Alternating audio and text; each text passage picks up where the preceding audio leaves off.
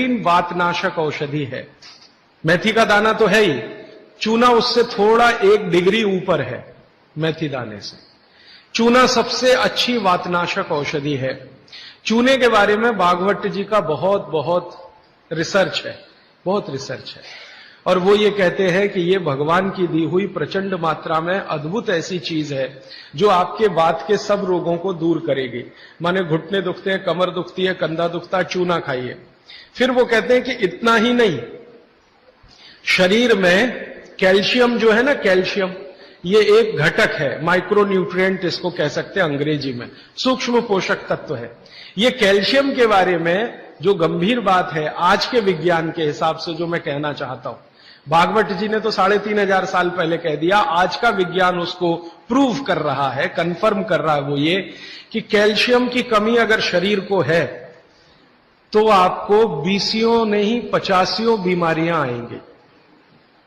Calcium की कमी अगर है शरीर को तो 50 बीमारियां आएंगी। क्या क्या आ सकता है? हर तरह का दर्द आपको होगा, हर तरह का, मांसपेशियों का दर्द, हड्डियों का दर्द, सब तरह का। हड्डियों की जितनी विकृतियां हैं वो सब कैल्शियम की कमी से आएंगे। हड्डियों के जितने रोग हैं वो सब कैल्शियम की कमी से आएंगे। फिर वो कहते हैं कि रक्त के बहुत सारे रोग कैल्शियम की कमी से आते हैं, रक्त के रोग, खून की बीमारी। फिर वो कहते हैं कि बहुत सारे कफ के रोग कैल्शियम की कमी से आते हैं। तो कैल्शियम कम नहीं होने देना चाहिए। जो विज्ञान आज का कहता है, आधुनिक विज्ञान ये कहता है कि कैल्शियम वो माइक्रो न्यूट्रिएंट है, वो सूक्ष्म पोषक तत्व है जिसके शरीर में रहने पर ही दूसरे सूक्ष्म पोषक तत्व उपयोगी होते हैं। ये 12-15 साल का रिसर्च है, एक वाक्य में मैंने खत्म कर दिया। कैल्शियम की उपस्थिति में ही बाकी सभी सूक्ष्म पोषक तत्व उपयोगी होते हैं। इसका मतलब यह है कि अगर आपको शरीर में विटामिन सी का असर देखना है तो कैल्शियम चाहिए, विटामिन ए का असर देखना है तो कैल्शियम चाहिए, विटामिन बी का असर देखना है तो कैल्शियम चाहिए, अगर विटामिन डी का असर देखना है तो भी कैल्शियम चाहिए, विटामिन के का असर देखना है तो भी कैल्शियम चाहिए, प्रोटीन अच्छे से आपके शरीर को काम में आए तो कैल्शियम चाहिए, कार्बोहाइड्रेट्स ठीक से आपके शरीर को मदद करे तो कैल्शियम चाहिए, फैट्स आपके शरीर में डिसॉल्व होते रहें और जहां जरूरत है वहां लुब्रिकेशन में मदद करते रहें तो कैल्शियम चाहिए। माने समझ लीजिए कि कैल्शियम अगर नहीं है तो शरीर में सब कुछ बीमारियां आने ही वाली है। इसलिए कैल्शियम की उपलब्धता शरीर को होनी ही चाहिए। अब इसके बारे में भागवत जी कहते हैं, आधुनिक विज्ञान ने अभी प्रूव किया, भागवत जी पहले ही कह गए कि हमारे शरीर की 40 वर्ष की उम्र तक, 40 से 45 वर्ष की उम्र तक जो कुछ भी हम खा रहे हैं इसी में से हमको कैल्शियम मिलता रहता है। सबसे ज्यादा कैल्शियम आप जानते हैं दूध में है, दूध, फिर दूध के बाद दही, दही के बाद मट्ठा, मट्ठे के बाद मक्खन, मक्खन के बाद घी, इन सब में भरपूर कैल्शियम है। फिर आपने खाया संतरा, मौसम्मी, नारंगी, अंगूर, द्राक्ष, जो भी खट्टे फल, आम वगैरह वगैरह, सब में कैल्शियम भरपूर मात्रा में है। फिर सबसे ज्यादा कैल्शियम फलों में माना जाता केले में है। केला भरपूर खाना चाहिए क्योंकि कैल्शियम का सबसे बड़ा भंडार है और आसानी से हजम होता है। तो ऐसे जो फल हैं इनका जो कैल्शियम है ये 40-45 साल तक हमें आसानी से मिलता रहता है, क्योंकि शरीर की जो बायोकेमिस्ट्री है 40-45 साल तक एकदम दुरुस्त और तंदुरुस्त रहती है। जठर अग्नि भी तीव्र रहती है, बाकी सब फंक्शन ठीक है। लेकिन जैसे ही 45 की उम्र खत्म होती है, माताओं को यह बात विशेष रूप से कह रहा हूं, बहनों को, माताओं को, जैसे ही आपकी 45 की उम्र पूरी होती है और आपका मेंसेस साइकिल बंद होता है, मासिक धर्म आपका बंद होता है, उसी समय आपको कैल्शियम हजम होना कम होना शुरू होता है।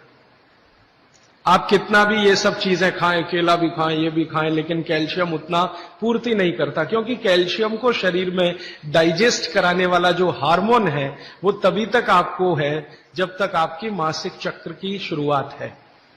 मासिक चक्र बंद होते ही ये हार्मोन कम होता है। आप जानते हैं कई हार्मोन्स कम हो जाते हैं।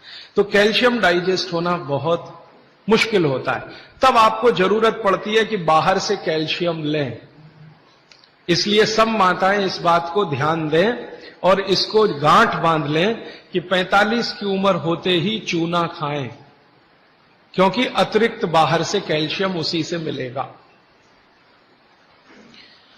चूना जरूर खाएं आप सबके लिए, और आपको भी है चूना खाएं, क्योंकि आपकी उम्र भी 45 की जब पूरी होगी तो ये जो कैल्शियम है वो आपके लिए पर्याप्त नहीं है, जो फलों से और सब्जियों से आ रहा है, कुछ अतिरिक्त चाहिए।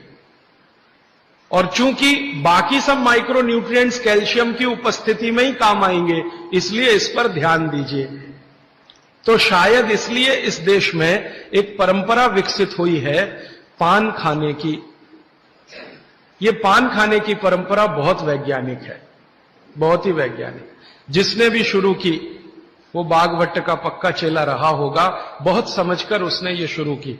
और ये अद्भुत है। अद्भुत मैं इसलिए कह रहा हूं कि भारत की सब जातियों में उत्तर से दक्षिण, पूरब से पश्चिम ये परंपरा है। कहीं भी चले जाओ, आप सिक्किम में चले जाओ, अरुणाचल में चले जाओ, वो भी पान खाते हैं। और आप धुर दक्षिण में आ जाओ तो यहां भी है, उत्तर में चले जाओ, कहीं भी चले जाओ, तो ये पान खाना भारतीय सभ्यता का एक बहुत महत्वपूर्ण अंग है जो स्वास्थ्य से जुड़ा हुआ है। बस ध्यान इतना ही रखिए कि पान जो है चूने का ही खाना है। पान जो है चूने का ही खाना है। पान कभी भी कत्थे वाला ना खाएं, क्योंकि कत्था आपके लिए उतना उपयोगी नहीं है। कत्था स्वाद के लिए आप उपयोग करते हैं, चूना औषधि के लिए उपयोग करते हैं। ये बात मैं एक बार पहले भी कह चुका हूं, आज फिर से इसलिए कह रहा हूं कि कुछ नए चेहरे मैं देख रहा हूं। तो आपके रसोई में मेथी दाना हो गया, चूना हो गया, पान हो गया, फिर पान के बाद आपको जीरा, हींग वगैरह वगैरह, अजवाइन, ये सब हो गई। ऐसी कुल 108 औषधियां हैं। गरीब से गरीब आदमी की रसोई में ये औषधियां हैं, इनका भरपूर उपयोग करिए। एक औषधि के बारे में बागभट्ट जी कहते हैं और भी महत्व की है, दालचीनी।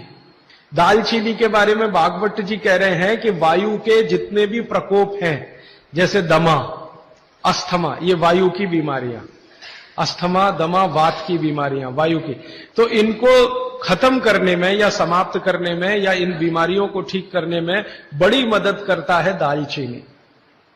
और दालचीनी के बारे में बागभट्ट जी कहते हैं कि ये दमा, अस्थमा, इनको तो खत्म करेगा ही, वात के सब रोगों को खत्म करेगा, कफ के रोगों को भी खत्म करता है। कफ के रोग आप समझते हैं, खांसी है, सर्दी है, जुकाम है, मोटापा है, वजन बढ़ना, ये सब कफ के रोग हैं। तो इनमें भी दमा जैसी बीमारियों जितना असर है दमा पे, उतना ही इस पर भी है, कफ की। तो दालचीनी का भी उपयोग आप कर सकते हैं आपकी बीमारी के हिसाब से। दालचीनी आप सब जानते हैं, आसानी से आपको पहचान में भी आती है। बस उसका उपयोग करते समय ध्यान रखें कि ये ज्यादा उपयोगी है पाउडर के रूप में। कई बार मैंने देखा है भोजन बनाते समय हम दालचीनी का पत्ता डाल देते हैं या उसकी वो जो छाल जैसी है वो वो उतना उपयोग नहीं आता जितना पाउडर करके वो उपयोग में आता है। और दालचीनी के बारे में बागभट्ट जी कहते हैं कि इसको अगर उपयोग कर रहे हैं तो आप गुड़ के साथ इसको खूब घिसिए, रगड़िए, ऐसे ऐसे ऐसे ऐसे खूब अच्छे से गुड़ मिले, फिर खाइए, फिर पीछे से थोड़ा गर्म पानी पीजिए, अद्भुत परिणाम। और अगर आप शहद ले सकते हैं तो शहद के साथ तो इसका मर्दन एक शब्द उन्होंने इस्तेमाल किया, मर्दन माने घिसना, रगड़ना। तो वो कहते हैं कि खूब रगड़ करके, मर्दन करके शहद में ऐसे ऐसे ऐसे ऐसे 5-7 मिनट, फिर चाटिए और थोड़ा हल्का गुनगुना पानी पीजिए।